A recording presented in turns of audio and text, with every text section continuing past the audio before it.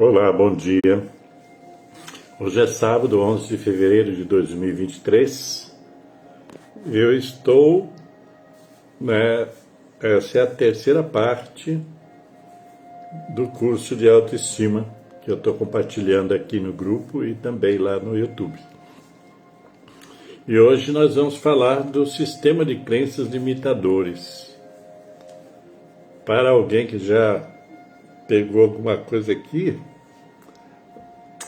agora mesmo estou gravando, estou começando de novo, tá? Porque caiu aqui aquela história. A gente não tem o domínio do sistema, né? Então, dentre as causas de baixa autoestima, eu já falei de algumas. E então tem essa que chama-se, eu chamo, do sistema de crenças limitadoras. Então, além do trauma do nascimento, estou lendo aqui para vocês um trecho do livro, Eu falei do livro, esse é o capítulo. Sistema de crenças limitadoras.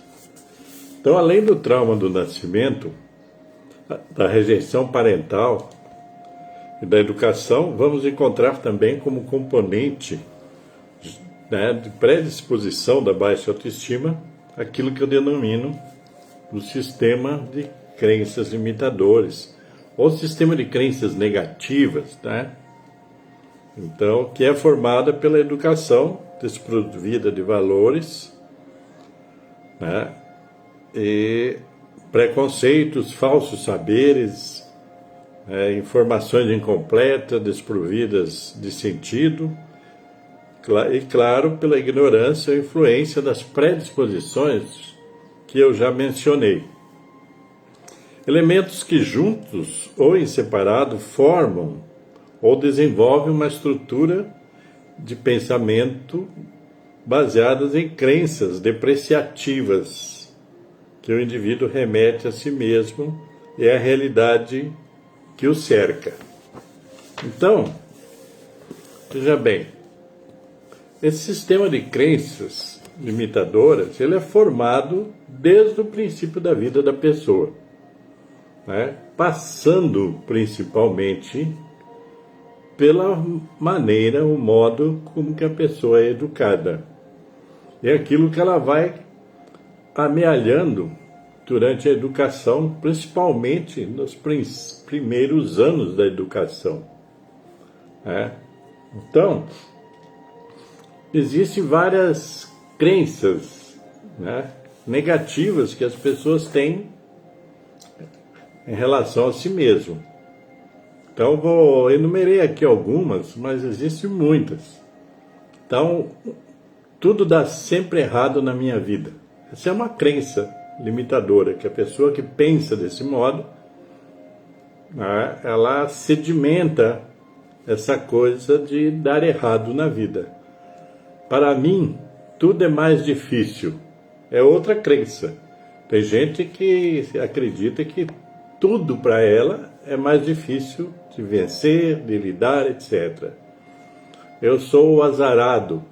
Essa é outra crença, A pessoa acha que ela é azarada, que nada dá certo, aquela história, eu não tenho sorte. Esse é o meu destino. Ninguém me entende, ninguém se interessa por mim, coitado de mim. Nada que eu faço funciona. Eu não consigo, eu não tenho jeito mesmo, ninguém me compreende. Então são essas sentenças negativas que alimentam a baixa autoestima da pessoa. Então a pessoa fica inerte, parada nessas crenças. Eu não dou certo, eu sou azarado, etc. Então são assim. Eu não sou inteligente. Tudo que você coloca na sua mente como crença negativa limita você a evoluir. Eu, lá nos meus 26 anos, eu tinha voltado a estudar e através do supletivo. Então, aí passei no primeiro grau, segundo grau, fiz as provas, aquelas coisas todas.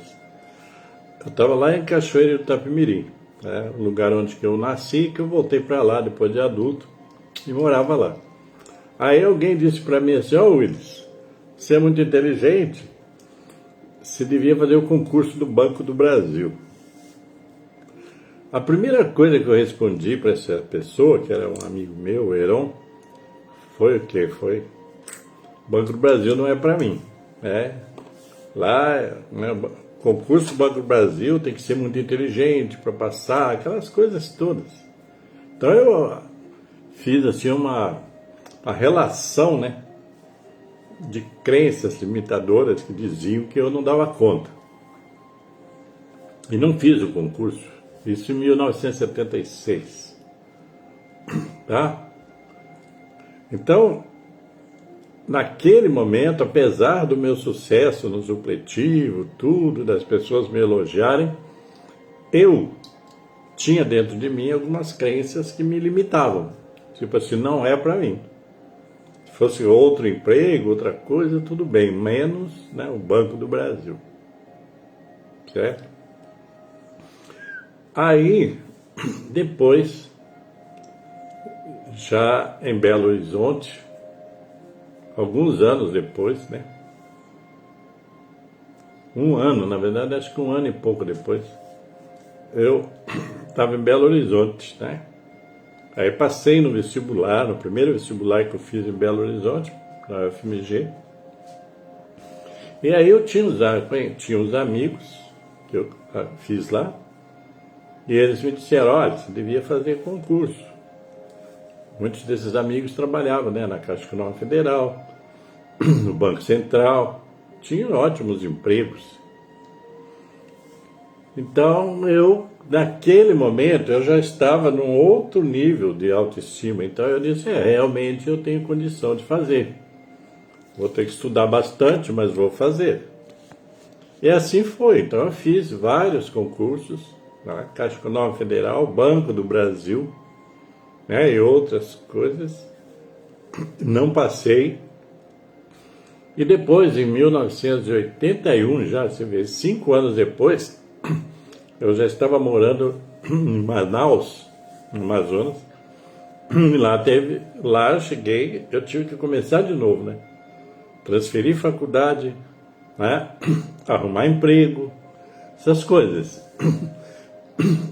Mas aí a minha autoestima já estava melhorando, entendeu? Desde Belo Horizonte e tal. Tive alguns sucessos, alguns empregos legais. Bom dia, Fernanda. A Kelly, né? Bom dia. E então eu estava em Manaus e aí veja bem, eu estava precisando de emprego, né, e tal, tinha ido para lá e coisa e tal, eu estava casado na época, então tinha que dar um jeito. E aí eu fiz o concurso para o Banco do Estado do Amazonas e passei. Entre centenas e centenas de pessoas eu passei. Foi no 40º lugar, tal, né? E tudo bem. E entrei no Banco do Amazonas, tá? Fui trabalhar. E depois apareceu o concurso do Banco do Brasil. Aí o Banco do Brasil de novo se apresentando na minha vida. Aí eu fiz, resumindo a história, né? Eu fiz o concurso do Banco do Brasil e também passei. Com muita mais competição, muito mais competitivo e tal. Passei em 35º lugar e tal, e acabei entrando no Banco do Brasil, né? Fui ser funcionário do Banco do Brasil.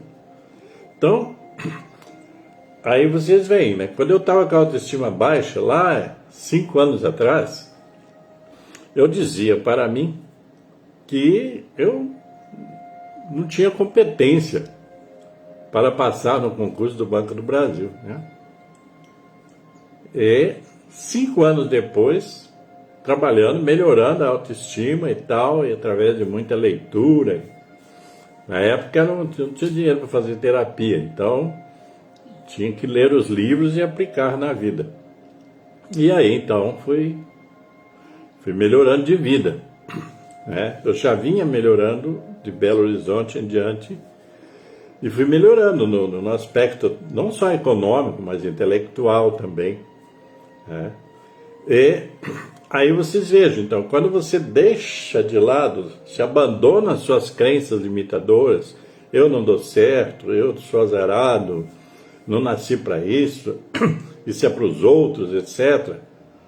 Quando você abandona essas crenças limitadoras, você tem sucesso. Porque, na verdade, eu estou aqui, gente, eu estou aqui dando um resumo de tudo isso, tá? Da autoestima. Não é uma coisa, né, detalhadíssima, mas eu estou contando assim, sinteticamente para vocês. Isso também tem a ver, esse livro eu escrevi depois de,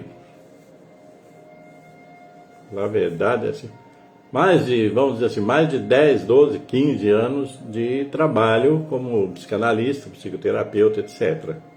Então, eu juntei todas essas experiências e conhecimento para falar o que eu estou falando, tá? Outra coisa que eu gosto sempre de esclarecer é que eu não estou vendendo curso nenhum, tá, gente? Esse é um curso informal. Eu faço através das lives, tentando passar para as pessoas, compartilhar com elas, tá ok? Então, então eu já estou dando a dica. Você tem que vencer as crenças limitadoras. Na verdade, se você quer restaurar, revigorar, resgatar, né, a sua autoestima, você tem que jogar todas essas coisas impeditivas do passado fora. Você tem que limpar isso da sua mente, até da sua alma. Porque, né, tem uma coisa que ainda não falei, mas vou falar já de vez, que é uma coisa que você, na medida que você começa a trabalhar a sua autoestima, você vai melhorando uma coisa que eu chamo do auto-merecimento. Quando você está baseado nas dificuldades, né, da autoestima, naquilo que te empurra para baixo, né, que não deixa você crescer, quando você está nesse patamar, você também tem um sentimento, embora você não saiba até definir isso, mas um sentimento tipo assim de inadequação. A pessoa com baixa autoestima, ela se sente inadequada como pessoa. E ela não se sente merecedora de algo maior e melhor, né? Principalmente melhor, que o maior nem sempre é o melhor. Então, isso é importante ter em mente, tá? É importantíssimo. Então, quando você vence todas essas predisposições, veja bem, essas predisposições que eu já citei, né? Trauma de nascimento, rejeição parental, né? A educação crítica, né? A educação inapropriada, inadequada, né? E esse sistema de crenças negativas em relação a você mesmo, porque isso é você com você, né? Interessante que quando eu estava escrevendo esse livro, eu pedi para uma pessoa, para ela, se ela podia fazer algumas correções para mim no texto e tal. E ela, na verdade, passei até o arquivo para ela, mas ela não fez, não. Mas ela me disse em algum momento o seguinte, assim, esse negócio de autoestima que você fala, porque eu sempre falei sobre isso, escrevi, né? Tenho 1000 textos sobre isso.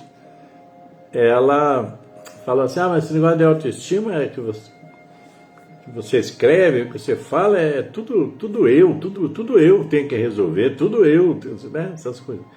Mas essa é a verdade. A autoestima é sua e você é o responsável por ela. E você tem que entender isso. Porque você não vai resgatar o passado, né? Voltar lá atrás, refazer aquilo tudo. Já foi. tudo que aconteceu no passado já era, né? É um tempo que não existe mais, é um tempo psicológico que você deixa ficar aqui, ó. Mas ele não existe mais, concretamente. Então, quando você se interessa por resgatar a sua autoestima, lógico, você vai investigar, né? Da onde que vem essa baixa autoestima minha, né? Você vai investigar isso. Mas aí a tarefa vai ser sua. Então essas crenças negativas são práticas, esse sistema de crenças negativas, impeditivas e, né, limitadoras, elas vêm de longa data com você. Você vai alimentando isso através de tudo que você aprendeu, mal aprendido ou desaprendeu, né? Desde a sua infância. A gente continua aprendendo sempre, coisas boas, coisas ruins. Então, aí você, para vencer isso, você tem que criar dentro de você uma nova estrutura de amor por você, né? De amor por você. Eu quero muito para mim, quero o meu melhor para mim na vida. Então você vai jogando fora essas limitações. Aí você, em vez de falar, eu sou muito azarado ou azarada, você vai dizer, eu sou uma pessoa de sorte, eu tenho oportunidade, eu estou vivo, estou viva e vou fazer, né, o melhor por mim. Então você começa a se sentir automerecedor, quer dizer, o automerecimento. Eu mereço algo mais nessa vida. Então, com essa história que eu contei aí, chegou um momento, né, quando eu estava em Belo Horizonte, que eu disse, eu mereço melhor, porque eu convivia com as pessoas e observava o sucesso das pessoas e falava comigo mesmo, eu também posso, né? Se essas caras, eles e elas conseguem e conseguiram e tudo mais, eu também consigo, né? Não estou morto, sou inteligente, aquela história toda, né? Então isso faz parte, gente, do automerecimento. Você vai se sentir merecedor. Veja bem, se você olha bem para você, com toda honestidade, você diz, eu mereço uma vidinha para mim, né? Eu mereço ficar na choramingação, na lamentação, no vitimismo. Tá vendo o que aconteceu comigo? Esse chororô, o pessoal fala, né? Esse mimimi. Se você ficar nisso, você não vai a lugar nenhum. Essa é a verdade. Pessoas que ficam na lamentação, na reclamação, nesse mimimi, nesse vitimismo, eu sou a vítima do mundo, não sei o que lá mais, né? Ninguém me ama, ninguém me quer, né? Essas coisas assim. Ninguém me ajuda. Se fica nessa, você dança. Você não vai para lugar nenhum. É você, digamos assim, é você impedindo você mesmo de evoluir. Então, essas causas da baixa autoestima que eu citei aqui, né, para trás, aqui para trás em outros vídeos, isso tem que ser vencido. É agora. É no presente que você faz a mudança. Você não faz a mudança no passado, no sentido de voltar lá e refazer. Não faz. É no presente que você acontece. Então é no presente que você vai fazer a diferença. Certo? Então, essa coisa das crenças limitadoras, eu vou ficar aqui nisso, mas eu tenho uma coisa para falar, principalmente para, sabe, pais, familiares, né? Para aquelas coisas de estimular os filhos desde a mais tenra idade para que eles tenham uma autoestima apropriada. Então, eu trouxe essas questões, né, que são os pais, que eu já disse isso, que os pais deveriam se preparar para terem filhos, nesse sentido de que eles têm que, no sentido emocional, não é só ter dinheiro para sustentar, a sustentação emocional dos filhos. Então, vou dar alguns exemplos aqui para que as pessoas entendam o que é um pai nutritivo, pais nutritivos, tá? Pai e mãe. E pode ser também qualquer pessoa que tenha relação com a criança, ou as crianças, até adolescentes, né? No período da educação. São os pais que eu chamo os preparadores emocionais. Né? Esse título eu peguei em algum lugar, e depois acho que no livro eu cito a bibliografia e tudo mais, né? Então veja bem, esses pais, os pais que realmente querem criar os filhos para terem uma ótima autoestima, tá? Então, o que acontece, né? Eles veem nas emoções negativas uma oportunidade de intimidade. Quer dizer, quando acontece uma coisa que a criança fica triste, né? Essa é uma oportunidade de você tornar-se íntimo, né, da criança, conversar com ela e tal. Uma das coisas básicas, né, para essa educação para a autoestima é a atenção. Já falei, a atenção. Foco na atenção. Porque a atenção também significa afeto. Quando você dá atenção a alguém, você está sendo afetivo com esse alguém. Então, veja bem, os pais, né, para trabalharem a autoestima das crianças, esses preparadores emocionais, eles são capazes de gastar tempo com uma criança triste, irritada ou assustada. Não se impacientam com a emoção da criança. Entenderam? Percebem e valorizam as próprias emoções. Veem nas emoções, eu já falei, nas emoções negativas, uma oportunidade para agirem como educadores. São sensíveis aos estados emocionais da criança. Não ficam confusos nem ansiosos com a expressão da emoção da criança. Sabem o que precisa ser feito. Respeitam as emoções da criança. Por que eu estou falando isso de emoções da criança? Porque eu creio que assim, o maior erro dos pais é quando eles não dão atenção às emoções e sentimentos da criança. Seja criança mesmo, seja adolescente, seja jovem. Quando você não dá atenção às emoções, aos sentimentos, você praticamente está rejeitando essa outra pessoa. Tem gente que às vezes diz, mas toda hora vem me contar isso e tal. Conversa com a pessoa, explica para a pessoa, orienta a pessoa. Né? Veja bem, eles também, esses pais, que eu digo preparados, né, para educar os filhos, eles não ridicularizam, nem fazem pouco das emoções negativas dos filhos. Está chorando, ou chorão, ou bocudo.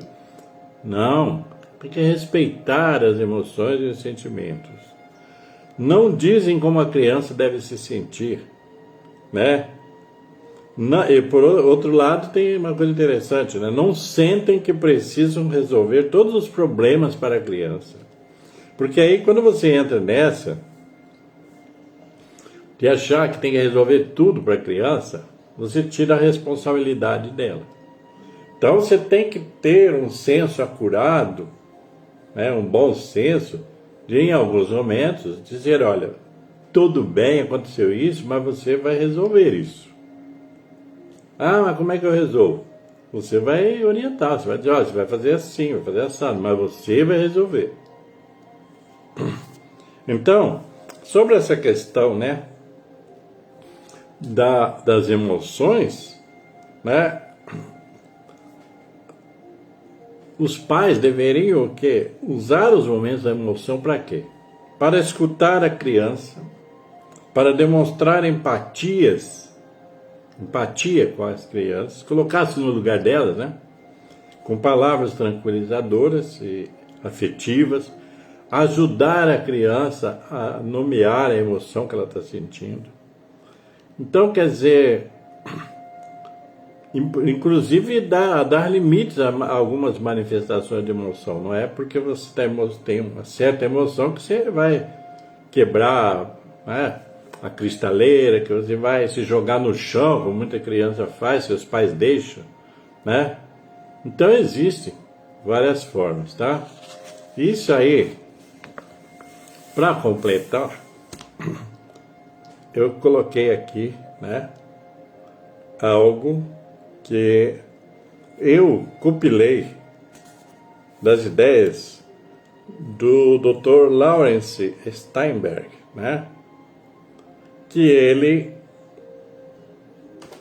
fez até um livro que chama-se Os 10 Princípios Básicos para Educar os Filhos. Então eu compilei isso e fui acrescentando mais algumas observações. Primeiro, demonstrar amor e afeto incondicional pelo filho. Isso é fundamental, né, na criação da criança, da pessoa. É saudável e estimulante abraçar, beijar, elogiar o filho em qualquer idade. Declarar amor por ele por meio de atitudes, gestos, formas de atenção. Não é só dando coisa, tá? Tem gente que acha que demonstra amor só dando bugiganga para os filhos, né? Outra coisa que é importante, exemplos e atitudes são mais importantes que os conselhos que você dá aos filhos.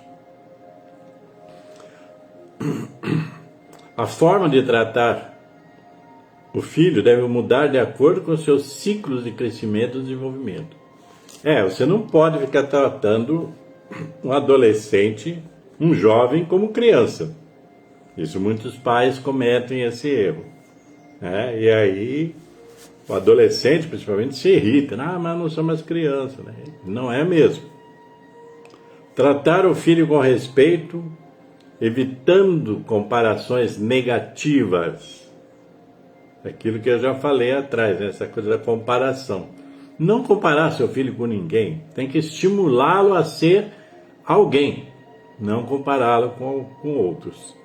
Envolver-se e participar da vida do filho. Isso é que muitos e muitos pais não fazem isso, né? São incompetentes. Estimular o filho a desenvolver valores e virtudes. É preciso, né? Virtudes. É preciso valores, né, para viver. Estabelecer limites de modo positivo, desde cedo. Objetividade e coerência ao definir regras de comportamento. Estimular a autonomia do filho com responsabilidade, sabe?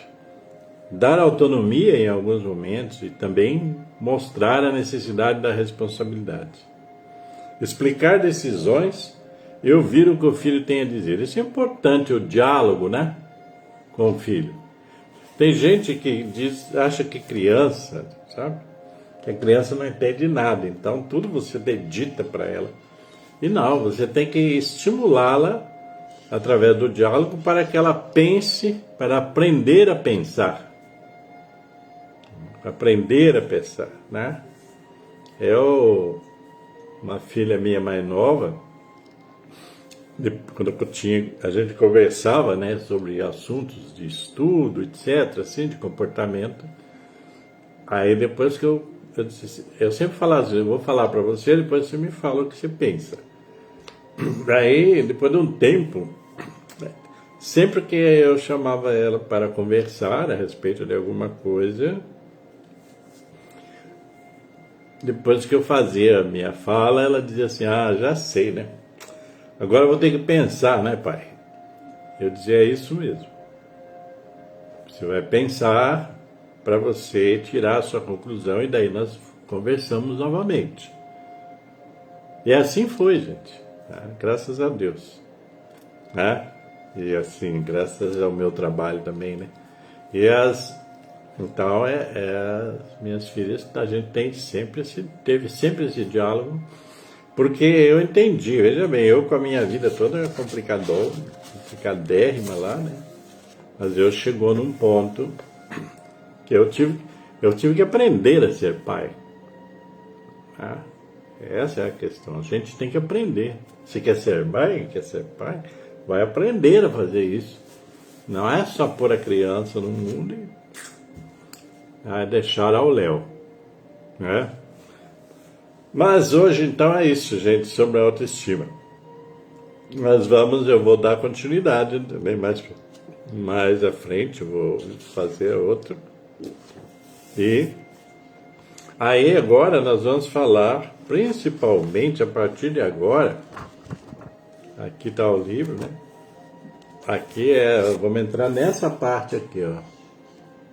O foco na autoestima, quer dizer, esse foco na autoestima é no sentido de ir melhorando a autoestima. Para que a gente, né, vai evoluindo. Que primeiro você faz um estudo das condições que a sua autoestima foi formada, para depois focar no trabalho dela. E esse trabalhar a autoestima, esse compete a você individualmente. Eu falava aos meus clientes, por exemplo, eu sempre falava, você tem um terapeuta, né? Mas a tarefa de fazer as coisas é com você. Porque você só orienta, você ouve, interpreta, analisa, faz toda essa parte analítica, aí você devolve para a pessoa para que ela tem que fazer. A autoestima é sua, então você é a pessoa mais indicada para melhorar a sua autoestima. Aí agora não tem pai, não tem mãe, essas coisas todas, é você. Você é o seu pai. Eu sempre falei isso para meus clientes. A partir de determinado momento, quando você se conscientiza de trabalhar a sua autoestima, você vai ser o seu pai e a sua mãe. Você vai ser o seu polo afetivo. Nesse princípio é assim. Todo aquele afeto que está faltando para você, você tem que começar a suprir, né? A partir do princípio, primeiro, né, logicamente, eu vou falar depois disso, aprender a gostar mais de você, né? Nesse sentido assim de você, sabe, se interessar por você de fato, no sentido de você, sabe, investir tempo, conhecimento, condutas apropriadas em você. Essa historinha que eu contei lá de BH, etc., né? É interessante, porque eu descobri nesse período lá, eu descobri que eu descobri que a autoestima era essencial. Se eu não tivesse autoestima, eu não ia para lugar nenhum. Ia ficar na fila dos coitadinhos. Aí eu resolvi sair dessa, né? E olha, eu tenho centenas e centenas de clientes nesses 20 e tantos anos de trabalho, né? Ou mais. Em vários, né? Além das pessoas individuais, de grupos, né, que atendi, de trabalho comunitário, né, tudo, somando isso tudo, eu tenho assim mais, né? Então, eu tenho N exemplos de pessoas que aprenderam a trabalhar a sua autoestima e elevando a sua autoestima, e que hoje são pessoas de sucesso por aí. Eu digo por aí porque eu tenho gente aí no Brasil inteiro, com esse negócio da internet, né? Até gratuitamente, né? Eu já ajudei pessoas pelo Brasil, né? através da internet. E elas dão retorno sempre sobre isso, né?